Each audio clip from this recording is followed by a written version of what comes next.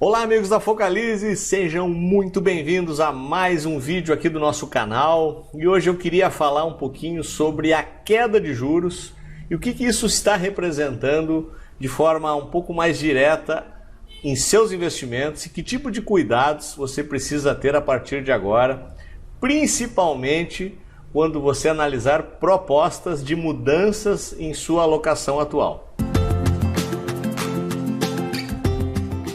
Muito bem, o primeiro cuidado que eu queria chamar a atenção de vocês é principalmente em fundos conservadores, e aqui eu me refiro, por exemplo, a fundos DI, fundos RF, aqueles fundos que basicamente investem em títulos públicos de horizonte de tempo muito curto, que a ideia seria, em tese, representar a Selic. Normalmente, principalmente quando estamos nos referindo aos grandes bancos, esses fundos costumam ter uma taxa de administração um pouco mais alta que a média. O que eu quero dizer aqui? Entre 2, 2,5%, 3%, eu já encontrei até 4%. Considerando que, com a queda de 0,5% da última reunião do cupom, a taxa referencial na faixa de 6%, o CDI na faixa de 5,9%, 5,8%, quando você aplica uma taxa de administração de 3%, nós estamos praticamente comendo mais da metade do rendimento anual. Se considerarmos uma inflação projetada de 3,3%, apesar de o núcleo projetado do governo é de 4%, mas a inflação em tese está na faixa de 3,3%, nós estamos perdendo para a inflação nesse tipo de investimento. Então, se você tem algum dinheiro parado, principalmente nesses fundos, aquele que você não olha, sabe aquele dinheiro, entrou uma grana, sobrou, coloca naquele fundo, é o primeiro cuidado que você tem que ter. O segundo cuidado, e isso eu tenho visto na prática, principalmente quando algum cliente nosso traz algum tipo de pedido de ajuda, no sentido de avaliar algum tipo de alocação específica. Já aconteceu, por exemplo, você está alocado no seu banco e na média das alocações você está ganhando 95% do CDI até 100% do CDI.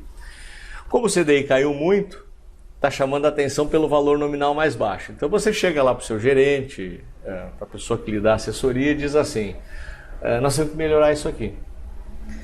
Ok, você está a fim de correr um pouco mais de risco? Você diz, não, eu não quero correr muito risco. Não, mas eu vou tentar fazer alguma coisa. E aí o que nós temos visto?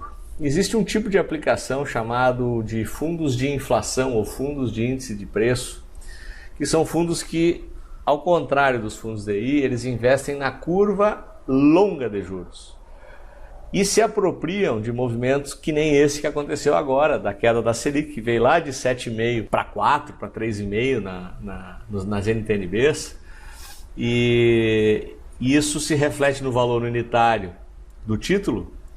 E como esses fundos são obrigados a trazer a sua marcação a mercado para valor presente, representa um percentual muito alto. Então, hoje a gente pega um fundo índice de preço, nos últimos 3 anos, rendeu 50%, 55%, 60%, nos últimos 24 meses, 30%, nos últimos 12 meses, 18%, 20%, 22%, dependendo de quão longo é esse título. Só que ele vai continuar performando dessa forma? Muito provavelmente não. Por quê?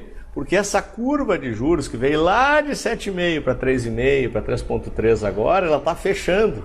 O jargão de mercado, a curva futura está fechando.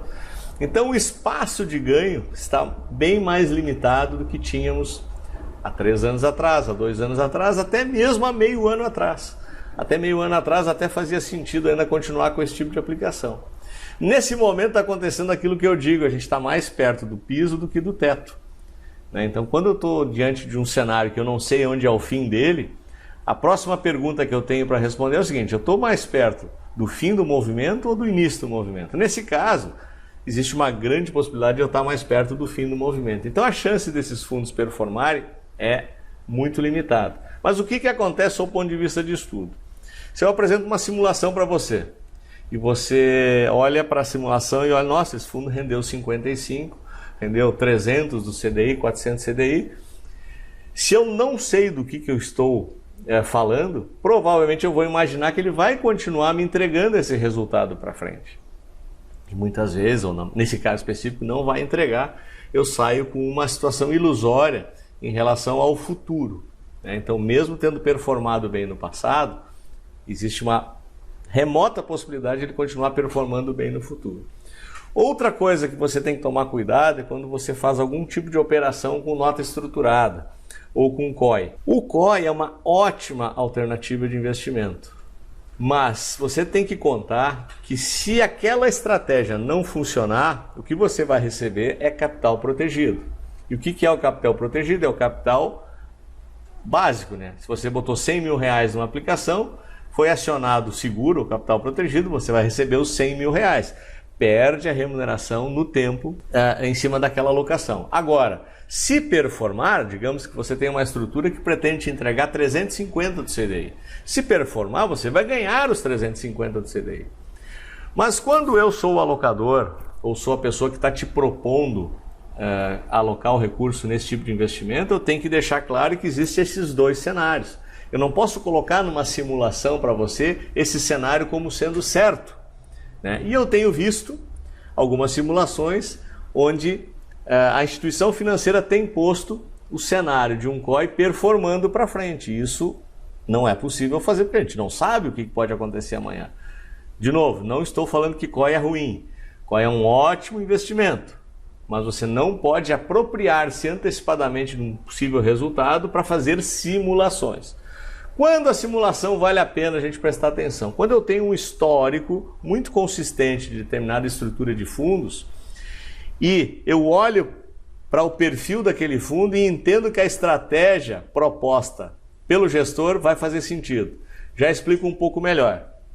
Eu particularmente acredito que o mercado acionário vai performar muito bem no segundo semestre e provavelmente vai continuar performando em 2020 e 2021 por uma série de fatores. Temos vários vídeos que eu falo sobre isso aqui.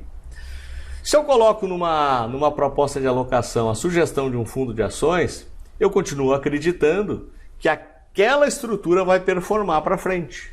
Então ela faz sentido. Por quê? Porque o mercado de ações me parece um mercado muito promissor.